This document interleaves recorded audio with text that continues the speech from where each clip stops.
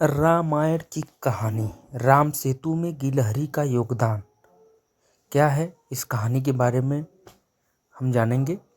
माता सीता का हरण होने के बाद भगवान राम को लंका तक पहुंचाने के लिए उनकी वानर सेना जंगल को लंका से जोड़ने के लिए समुद्र के ऊपर पुल बनाने के काम में लग जाती है।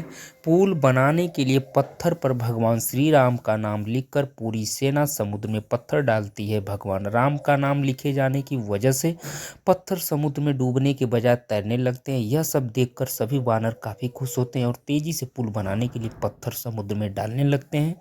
भगवान राम पुल बनाने के लिए अपनी सेना के उत्साह, समर्पण और जुनून को देखकर काफी खुश होते हैं। उस वक्त वहां एक गिलहरी भी थी जो मुंह से कंकड़ उठाकर नदी में डाल रही थी। उसे ऐसा बार बार करते हुए एक वानर देख रहा था। कुछ देर बाद वानर गिलहरी को देखकर मजाक बनाता है। वानर कहता है, हे गिलहरी, तुम इतनी छोटी सी हो, समुद्र से दूर रहो, कहीं ऐसा न हो कि तुम इन्हीं पत्थरों के नीचे दब जाओ। यह सुनकर दूसरे वानर भी गिलहरी का मजाक बनाने लगते हैं। गिलहरी यह सब सुनकर बहुत दुखी हो जाती है। भगवान राम भी दूर से यह सब होता देखते हैं। गिलहरी की नज़र जैसे ही भगवान राम पर पड़ती है, वो रोते रोते भगवान राम के समीप पहुंच जाती है। परेशान गिलहरी श्री राम से सभी वानरों की शिकायत करती है।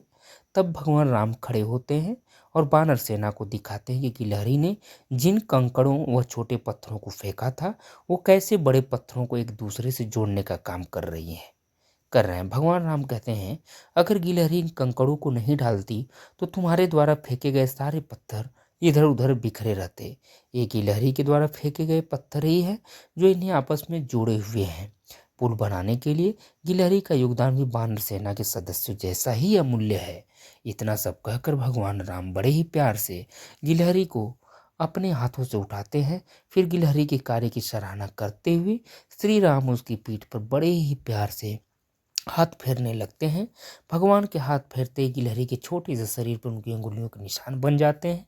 तब से ही माना जाता है कि गिलहरियों के शरीर पर मौजूद सफ़ेद धारियां कुछ और नहीं बल्कि भगवान राम की उंगलियों के निशान के रूप में मौजूद उनका आशीर्वाद है। कहानी से सीख, दूसरों के कार्य का मजाक नहीं बनाया जाना चाहिए। कार्य में किसी भी तरह का योगदान महत्वपूर्ण होता है। साथ ही दूसरों द्वारा मजाक बनाए जाने के बावजूद आपको अपना आत्मविश्वास नहीं खोना चाहिए। दोस्तों, हम आपके बीच ऐसी ही कहानियाँ लाते रहेंगे। कृपया करके आप सभी लोग मेरे चैनल को सब्सक्राइब करें, लाइक करें। आपका बहुत बहुत धन्यवाद, बहुत बहुत आभार। Thank you so much.